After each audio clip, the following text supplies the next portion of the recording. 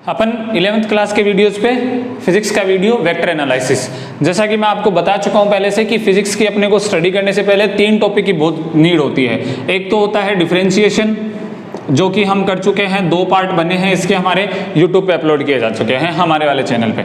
एक होता है इंटीग्रेशन, इंटीग्रेशन भी हम कर चुके हैं, एक पार्ट में है वो भी अपलोड हो चुका है। अब जो अपना चलेगा वो चलेगा बच्चों वेक्टर एनालिसिस। वेक्टर एनालिसिस जो है वो आपके हर चैप्टर में काम आएगा। सेकंड चैप्टर, थर्ड चैप्टर पढ़ेंगे तो काम आएगा, फोर्थ चैप्टर में पढ़ेंगे तो काम आएगा, 5th 6th 7th तक ये काम आएगा अपने वेक्टर, क्योंकि इसमें वेक्टर एडिशन भी होता है, वेक्टर का डॉट प्रोडक्ट या वेक्टर का क्रॉस प्रोडक्ट भी होता है।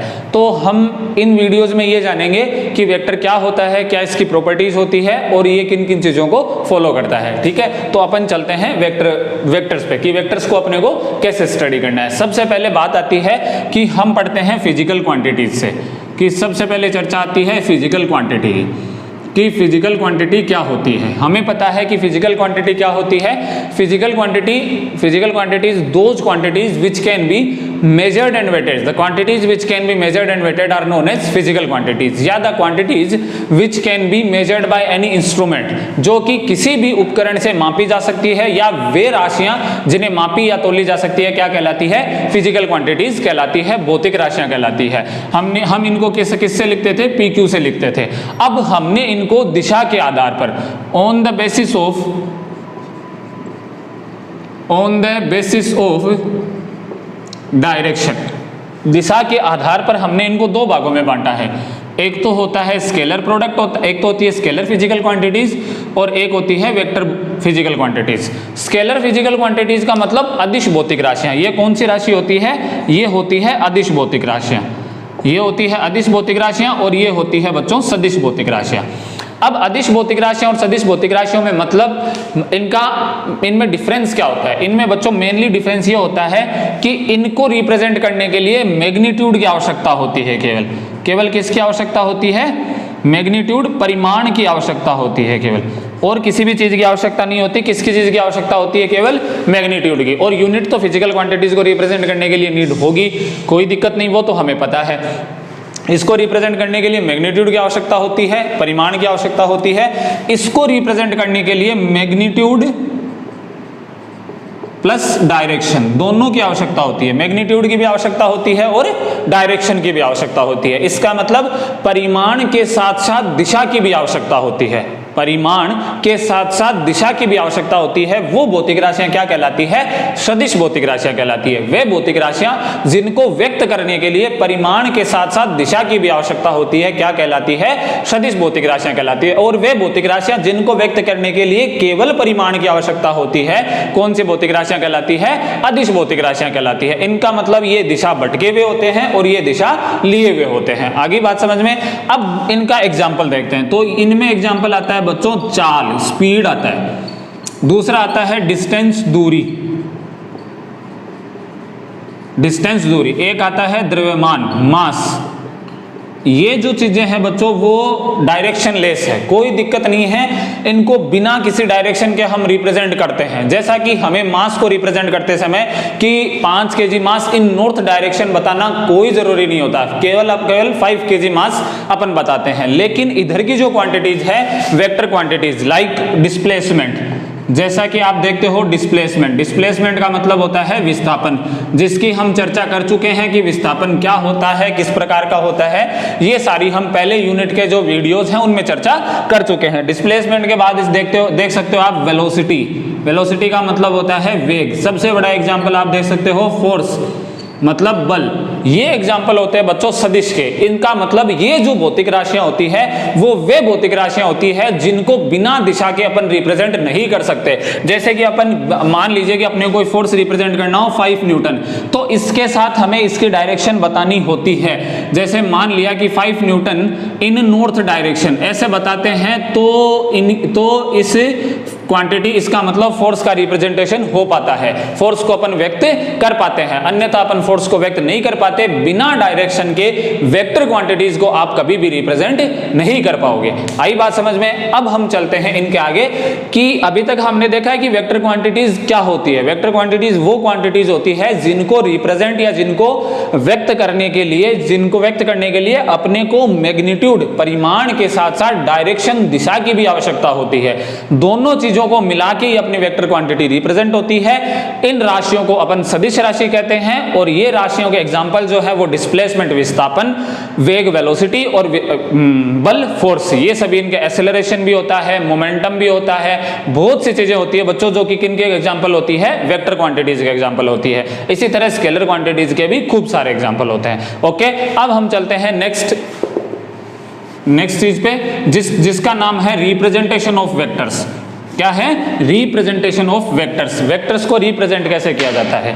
रिप्रेजेंटेशन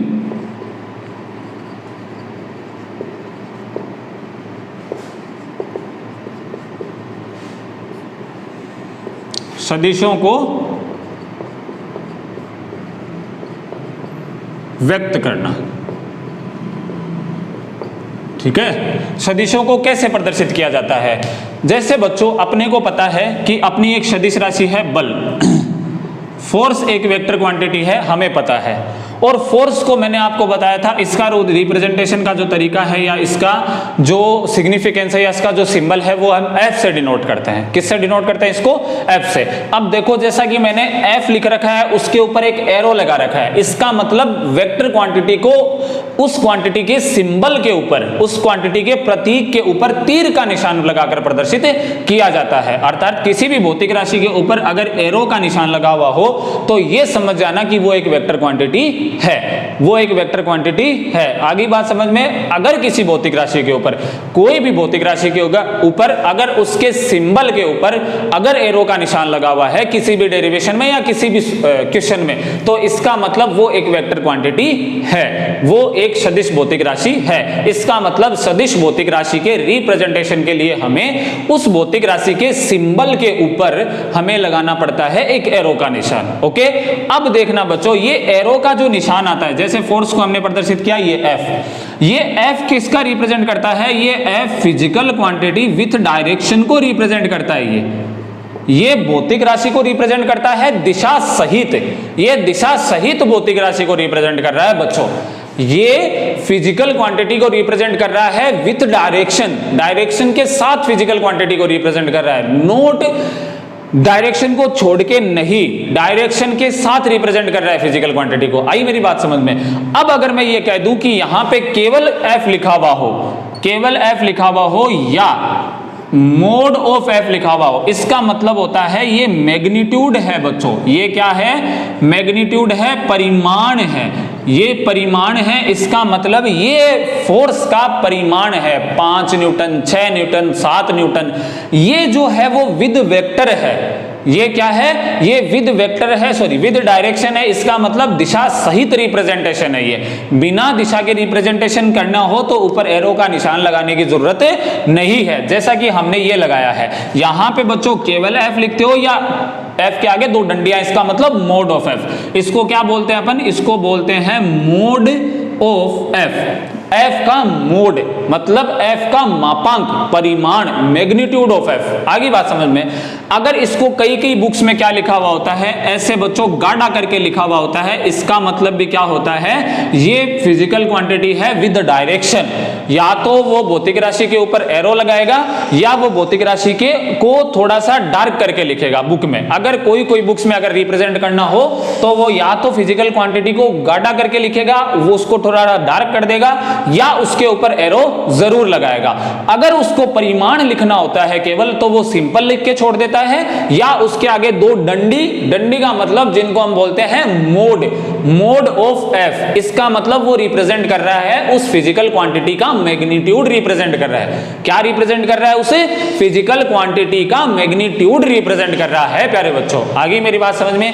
यह होता है वेक्टर का रिप्रेजेंटेशन। ये क्या करता है? ये विद डायरेक्शन बता रहा है, इसके पास डायरेक्शन नहीं है, इसके पास डायरेक्शन नहीं है प्यारे बच्चों, इसके पास केवल और केवल मैग्नीट्यूड है। ओके, आगे बात समझ में। अब हम थोड़ा सा और आगे बढ़ते हैं। हमने देखा सदिश किसे कहते हैं। सदिश वे भौतिक राशियां होती है जिनको व्यक्त करने के लिए परिमाण के साथ साथ दिशा की आवश्यकता जरूर होती है। Magnitude and direction both are needed to express any physical quantity. These physical quantities are known as vector physical quantities. आगे बात समझ में। हम एग्जांपल के तौर भी देख सकते हैं। फोर्स को एक मेनली एग्जांपल ले लो आप, बहुत बढ़िया एग्जांपल आपके सामने रिप्रेजेंट किया गया है। और इसको हमने देखा कि या तो आप गाढ़ा करके लिखोगे किसी बुक्स में, या आप उस सिंबल के ऊपर एक एरो का निशान लगा दोगे, तो वो क्या होता है, उस फिजिकल क्वांटिटी का रिप्रेजेंटेशन होता है विथ डायरेक्शन, दिशा के साथ रिप्रेजेंटेशन होता है, व्यक्त किया जाता है। यदि उसको सिंपल एफ लिखते हो या उसके आगे दो डंडियां मतलब मोड ऑफ लगाते हो, इसका मतलब होता है वो उसके मैग्नीट्यूड को रिप्रेजेंट कर रहा है मेरे प्यारे बच्चों। आगे बात समझ में। अब हम बढ़ते हैं इसके आगे कि टाइप्स ऑफ वेक्टर कितने होते हैं, सदिशों के प्रकार कितने होते हैं, और सदिश राशियां सदिश कितने प्रकार की होती है। सदिश राशियां नहीं बोलोगे, सदिश कितने प्रकार की होती है। टाइप्स ऑफ वेक्टर पढ़ते हैं।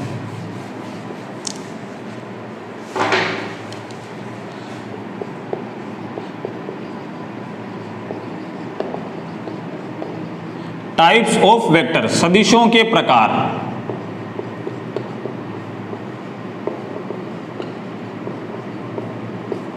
सदिशों के प्रकार, जैसा कि मैं आपको पहले ही बता चुका हूं कि ये जो चैप्टर है वो अलग से बुक में एक चैप्टर बना के नहीं दिया गया है, ये चैप्टर के बीच बीच में डाले हुए हैं। अपन इनको पूरा एक चैप्टर पढ़ लेंगे क्योंकि ये अपनी बेसिक नीड है to learn about physics.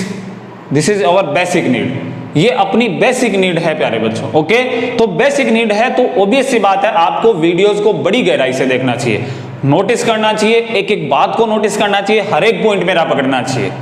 Note और स्पेलिंग पे मत जाना, हो जाती है कभी कभी गलतियां, बट आपको पूछना चाहिए, एंटी क्वेश्चन करना चाहिए आपको कि सर इसकी जगह क्या होगा, इसकी जगह कर दें तो क्या होगा, क्योंकि मेरे व्हाट्सएप नंबर ग्रुप में है।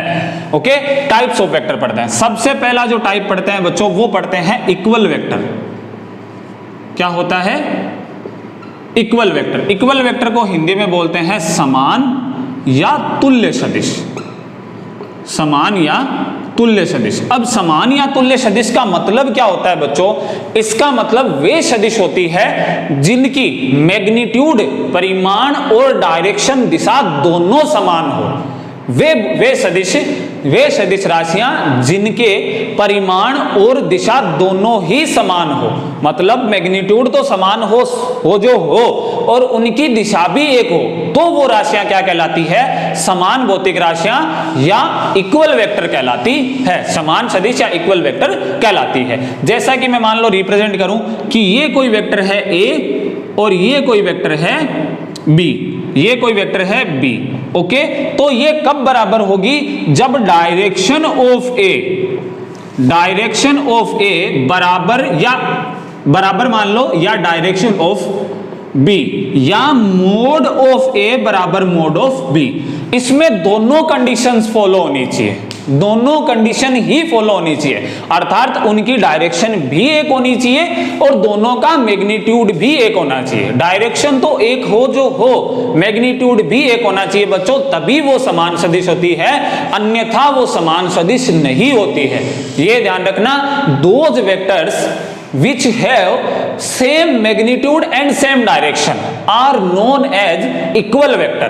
इनको क्या बोलते हैं, इक्वल वेक्टर बोलते हैं मेरे प्यारे बच्चों। समान सदिश या तुल्य सदिश बोलते हैं क्योंकि इनकी दिशा भी एक होती है, इनका मैग्नीट्यूड परिमाण भी एक होता है। आई बात समझ में। अब मैं चलता हूं दूसरे वेक्टर के ऊपर, दोबारा से सुन लेना। वे सदिश जिनका परिमाण और दिशा दोनों समान होते हैं, direction and magnitude both are same, are known as equal vector. Okay, अब हम चलते हैं अपोजिट वेक्टर के ऊपर कि अपोजिट वेक्टर क्या होता है बच्चों।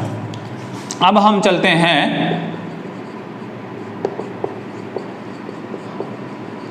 विपरीत सदिश। अब विपरीत का मतलब होता है आदमी को कमी निकालनी है, कैसे ही निकाल लो, एक कमी मिलते ही वो पूरा ही खराब है आदमी, ऐसा कर देते हैं अपन। तो अपने पास दो वेक्टर है, वेक्टर ए वेक्टर बी। अब देखना बच्चों, मोड ऑफ ए बराबर मोड ऑफ बी है, ये मैं आपको कह रहा हूं। इसका मतलब मैग्नीट्यूड जो है वो ए वेक्टर का और बी वेक्टर का दोनों का समान है। मैग्नीट्यूड जो है वो ए वेक्टर का और बी वेक्टर का दोनों का ही समान है, बट आपको दिख रहा है कि दोनों की डायरेक्शन डिफरेंट है, दोनों अपोजिट डायरेक्शन में है, दोनों की दिशाएं अलग अलग है। इसका मतलब क्या होता है? इसका मतलब ये विपरीत सदिश है, ये अपोजिट वेक्टर है। कैसे? अगर चाहे मैग्नीट्यूड भले ही समान हो, डायरेक्शन अपोजिट होते ही वो अपोजिट वेक्टर होता है। अब मैं अगर ये कह दूं कि इसकी डायरेक्शन ये नहीं है बच्चों, इसकी डायरेक्शन ये है, but not same, direction same है और मैग्नीट्यूड डिफरेंट है, दिशा दोनों की एक ही है लेकिन परिमाण असमान है, तो भी ये क्या होंगे? असमान सदिश, विपरीत सदिश होंगे। इसको अपन अनइक्वल वेक्टर भी बोलते हैं बच्चों, अनइक्वल वेक्टर भी, अनइक्वल वेक्टर या अपोजिट वेक्टर नहीं बोल के क्या बोल देंगे? अनइक्वल वेक्टर्स बोल देंगे। क्या बोल देंगे? क्योंकि हमने उनको अब इक्वल वेक्टर बोला है, अनइक्वल वेक्टर, असमान सदिश।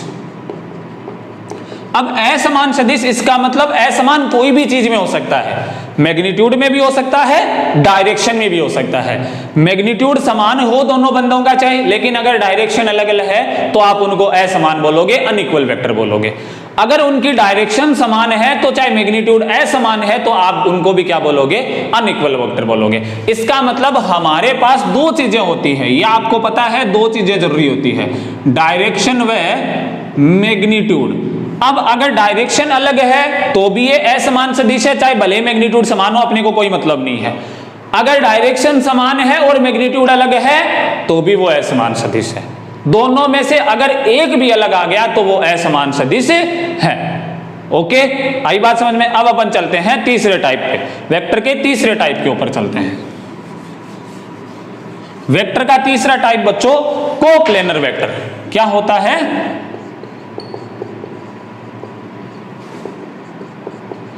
Coplanar vector. कोप्लेनर वेक्टर का मतलब क्या होता है बच्चों? कोप्लेनर वेक्टर का मतलब होता है वे सदिश, वे वेक्टर जो कि एक ही प्लेन में हो, जो एक ही प्लेन में हो। जैसे ये अपना एक प्लेन है, इसी प्लेन में सारे वेक्टर हो। जैसे मान लिया ये कोई वेक्टर ए है, ये कोई वेक्टर बी है, A and B are lies in plane of board. ये दोनों बोर्ड के प्लेन में है, ये जो आपको बोर्ड दिखाई दे रहा है यहां पे सामने, उसी के प्लेन में है ये दोनों। इसका मतलब ये क्या है? कोप्लेनर। कोप्लेनर को हिंदी में क्या बोला जाता है? समतलीय सदिश बोला जाता है। क्या बोला जाता है बच्चों? समतलीय सदिश बोला जाता है। आगे बात समझ में? A and B vector are lies in same plane, वो दोनों एक ही प्लेन में है, एक ही तल में है। इसका मतलब ये क्या है? समतलीय सदिश है प्यारे बच्चों। आगे बात समझ में? सेकंड बात मैं ये कहना चाहता हूं, two vectors are lies always in same plane. दो सदिश जो होते हैं वो हमेशा और हमेशा एक ही तल में रहते हैं, वो दोनों अलग अलग तल में नहीं हो सकते बच्चों, दोनों अलग अलग तल में नहीं हो सकते। आप चाहे कैसे ही आ जाओ वो एक ही तल में होंगे। जैसा कि एग्जांपल मैं आपको बता चुका हूं, ये बोर्ड का प्लेन है, ये दोनों एक ही तल में, ऐसे लगा लो, ऐसे लगा लो, ऐसे लगा लो, तो भी वो एक ही प्लेन में होंगे। चाहे कैसे ही आ जाओ आप, एक ही प्लेन में। अगर ऐसे लगाओगे तो वो जो इधर वाला जो प्लेन होगा उसमें होंगे, अगर आप ऐसे लगाओगे तो जो इधर वाला प्लेन होगा उसमें लगाओगे। चाहे आप कैसे ही लगा लो, जैसा कि आपको एक सिंपल एग्जांपल बताता हूं आपके सामने रिप्रेजेंट करके, कि बच्चों ये आपको प्लेन दिखाई दे रहा है, ये प्लेन है एकदम, इस प्लेन के ऊपर देखना ये दो वेक्टर हैं, दोनों एक ही प्लेन में हैं। अगर ऐसे हैं तो भी दोनों एक ही प्लेन में हैं, अगर ऐसे हैं तो भी दोनों एक ही प्लेन में हैं, अगर ऐसे हैं तो भी दोनों एक ही प्लेन में, अगर ऐसे हैं तो भी दोनों एक ही प्लेन में। इसका मतलब दो वेक्टर जो होते हैं वो चाहे किसी भी कंडीशन में हो एक ही प्लेन में रहेंगे। लेकिन अगर दो से ज्यादा वेक्टर, सिंपल एग्जांपल लेते हैं थ्री वेक्टर्स का, अगर 3 वेक्टर आ जाते हैं बच्चों तो वो एक प्लेन में भी हो सकते हैं, 2 प्लेन में भी हो सकते हैं। कैसे? सोचो, जैसा कि मान लीजिए अगर कोई ऐसे वेक्टर हो, ये 1 वेक्टर, ये 2 वेक्टर, ये 3 वेक्टर, ये vector A, vector B, vector C, okay. तो देखना तीनों एक ही प्लेन में है, जैसा कि मैं आपको यहां पे रिप्रेजेंट करके बता सकता हूं। ये 1, ये 2 और ये आ गया 3, तीनों वेक्टर हैं और तीनों वेक्टर एक ही प्लेन में है, जो प्लेन है अपनी बुक का, प्लेन ऑफ बुक, ठीक है। लेकिन ये तीनों अलग अलग प्लेन में भी हो सकते हैं। कैसे? ऐसे, पीछे देखो, पीछे ऐसे हो सकते हैं बच्चों। देखो, ये सामने वाला अलग प्लेन में है, सामने वाला बंदा अलग प्लेन में खड़ा है। इसका मतलब 3 vectors can be lies in same plane and note, ये दोनों सेम प्लेन में हो भी सकते हैं और नहीं भी हो सकते हैं। कोई जरूरी नहीं है कि ये सेम प्लेन में हो, लेकिन अगर 2 वेक्टर हैं तो वो एक ही तल में होते हैं। वे सदिश जो एक ही तल में होते हैं वो क्या कहलाते हैं? कोप्लेनर वेक्टर कहलाते हैं, कोप्लेन वेक्टर कहलाते हैं या समतलीय सदिश कहलाते हैं। चलो चलते हैं चौथे वेक्टर पे।